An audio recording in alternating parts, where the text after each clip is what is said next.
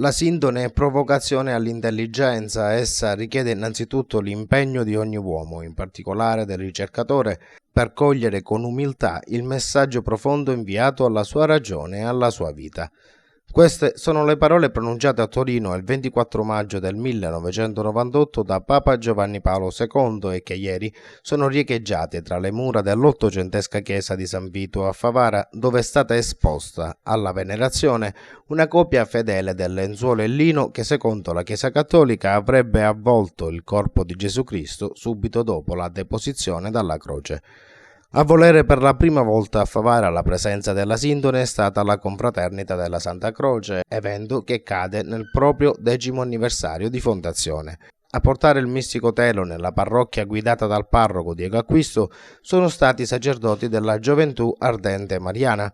Molti fedeli accorsi che in rigoroso silenzio hanno assistito all'ostensione della sindone e alla spiegazione curata da Don Marco Maria Carluccio.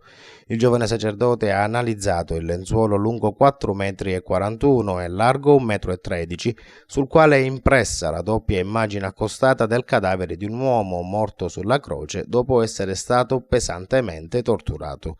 Suggestivo il colpo d'occhio della sindone che dall'altare catturava gli sguardi dei fedeli.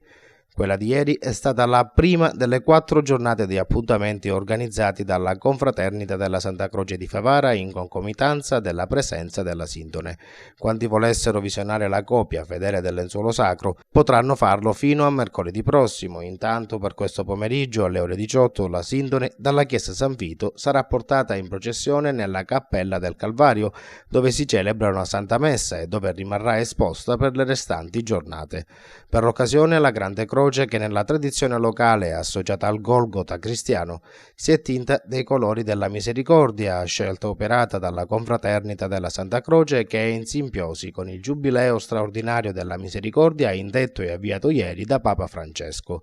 Il saluto della comunità di Favara si avrà mercoledì prossimo alle ore 18:30, nuovamente nella chiesa San Vito, con la celebrazione eucaristica presieduta dall'arciprete Don Giuseppe D'Oriente.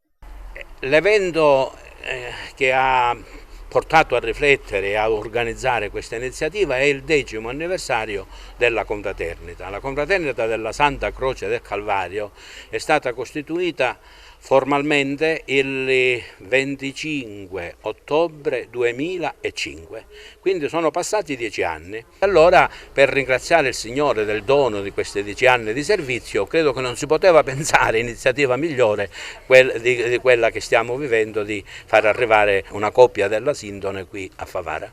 Questo è l'anno della misericordia che stiamo vivendo e che Papa Francesco ci invita a vivere in profondità.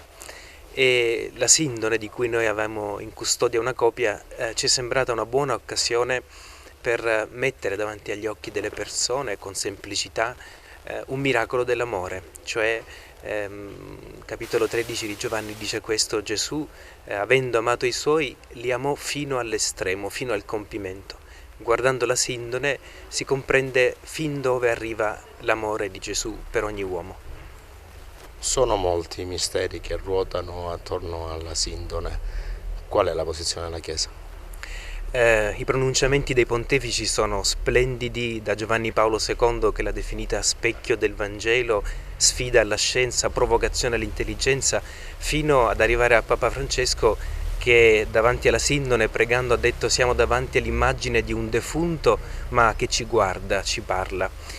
Fino al 1800 c'era un approccio storico e diciamo soltanto teologico alla sindone. A partire dalla fine dell'Ottocento è iniziato anche l'interesse scientifico. Basti pensare a uno studioso francese dell'Accademia francese, Yves Delage, il quale ha definito la sindone un grande mistero. È la rappresentazione di una morte, di un criminale.